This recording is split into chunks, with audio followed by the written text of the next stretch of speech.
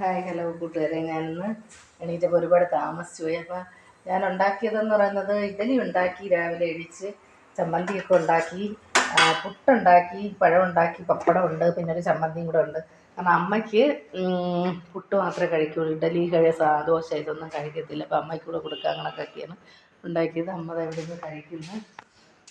ഞാൻ ഇനി എനിക്കുള്ള ജോലി എന്ന് പറഞ്ഞാൽ നിങ്ങൾക്ക് ബ്യൂട്ടി ടിപ്സ് പറയുകയാണ്. ബ്യൂട്ടി ടിപ്സ് പറയാനായിട്ട് മുന്നോട്ട് പോകും. അപ്പോൾ ഞാൻ ബ്യൂട്ടി ടിപ്സ് പറയാം. എന്താണെന്ന് ഇന്നത്തെ ബ്യൂട്ടി ടിപ്സ് എന്ന് പറയുന്നത് ആരോഗ്യവും ബ്യൂട്ടി ടിപ്സും കൂടെ ഉള്ളതാണ്. 2-3 കാര്യങ്ങൾ പറയാനാണ്.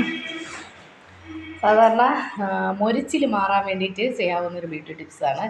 നമുക്ക് സാധാരണ എല്ലാ ആൾക്കാർക്കും, ചില ആൾക്കാർക്കെല്ലാം മൊരിച്ചിലുണ്ട്. പലരും എൻ്റെ അടുത്ത് അതിൻ്റെ മരുന്ന് ചോദിച്ചിട്ടുണ്ട്. അപ്പോൾ ഞാനിപ്പോൾ പറയാൻ പോവുകയാണ്. 1/4 ഗ്ലാസ് പാലെടുക്കുക.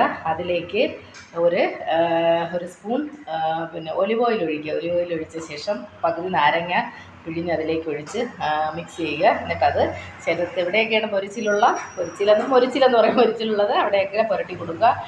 ഒരാഴ്ചയിലൊരിക്കുകയോ 2 പ്രാവശ്യം ചെയ്യുക. കൂടുതൽ ചെയ്യേണ്ട, ഒരാഴ്ചയിൽ 2 പ്രാവശ്യം അങ്ങനെയൊക്കെ ചെയ്താൽ മതി. അപ്പോൾ തന്നെ അത് നല്ല മാറും. പിന്നെ മറ്റൊരു ടിപ്സ് എന്ന് പറയുന്നത് പ്രശസ്ത രോഗം, അങ്ങനെയൊക്കെയുള്ള രോഗം, കുടലിൽ അസുഖമൊക്കെ ഉള്ളവർ ബുദ്ധിമുട്ടുന്ന ആൾക്കാർക്ക് വേണ്ടിയിട്ടുള്ള ഒരു ടിപ്സും കൂടെയാണ്. സാധാരണ അറിയായിരിക്കും എല്ലാവർക്കും, എങ്കിലും ഞാൻ ഒന്നുകൂടെ പറഞ്ഞുതരാം. അതായത്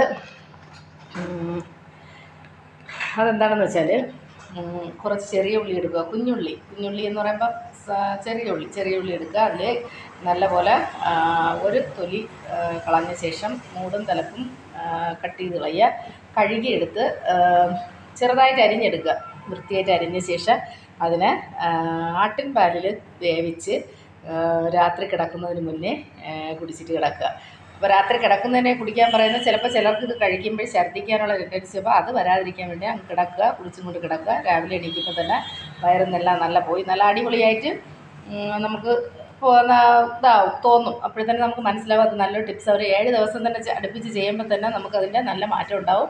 അത് ഈ അസുഖം ഉള്ളവർക്കും ഇല്ലാത്തവർക്കും കുടലിലുള്ള ഇതുള്ളവർക്കും ഒക്കെ ചെയ്യാവുന്ന കാര്യമാണ്. അടുത്തൊരു ടിപ്സ് എന്ന് പറയുന്നത് ശരിക്കും ശരീരത്തിന് വണ്ടിയൊക്കെ ഇടിച്ച് ചതവും ക്ഷയം അങ്ങനെ അതായത് ശരീരത്തിന് താങ്ങാവുന്നതിലും അപ്പുറമുള്ള ഇടിയും ചതവെല്ലാം കിട്ടുന്ന ആൾക്കാർക്ക് വേണ്ടിയിട്ടുള്ളൊരു ടിപ്സാണ്. എല്ലാവർക്കും കിട്ടുമെന്നല്ല ഞാൻ പറയണം, എന്നാലും അത് നല്ലൊരു റെമഡിയാണ്.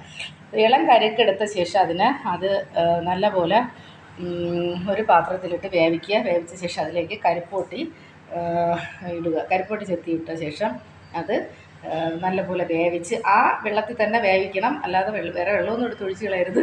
അത് നല്ലപോലെ വേവിച്ച ശേഷം അത് കോരി കഴിക്കുക. അങ്ങനെ ചെയ്യുന്നത് ഏറ്റവും നല്ലൊരു കാര്യമാണ്. അത് ശരീരത്തിന് നല്ലതാണ്.